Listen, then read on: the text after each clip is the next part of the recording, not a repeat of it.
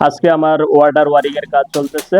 তো এই কর্নারে আমি একটা ভ্যান ফিটিং করব। ভ্যান ফিটিং করার জন্য মেজারমেন্ট প্রয়োজন, তাই টুকরা একটা পাইপে একটা ভ্যান বসায় নিছি, পাইপটা যেভাবে যাবে।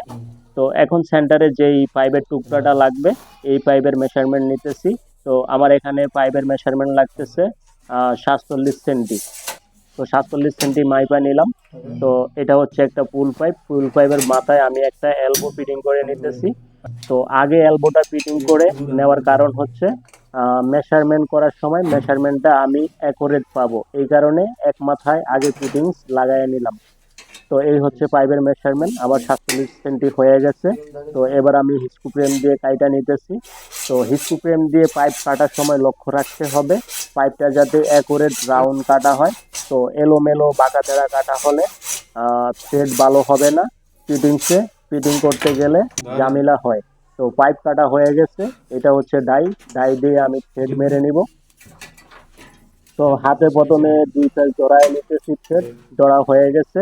এবার আমি পাইপ রেস দিয়ে ভালোভাবে থ্রেড যতটুকু প্রয়োজন ততটুকু আমি কেটে নিতেছি। তো থ্রেড কাটা হয়ে গেছে, এবার রিটার্ন আমি ডাই মেশিনটা খুলে নিতেছি। তো পাইপের থ্রেড কাটা হয়ে গেছে, ডাই থেকে বাইর করে নিলাম, থ্রেড খুব সুন্দর হয়েছে। এবার আমি থ্রেড টেপ পেঁচায় নিতেছি। ভালোভাবে থ্রেড টেপ পেঁচানো লাগবে, কেননা এখানে থ্রেড টেপ কম হলে পানি লিকেজ করার সম্ভাবনা রয়েছে।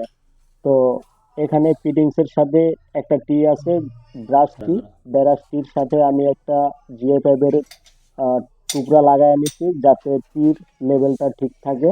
তো আমি ধরে নিছি। এবার পাইপ ব্রেস দিয়ে ভালোভাবে টাইট করে নিতেছি।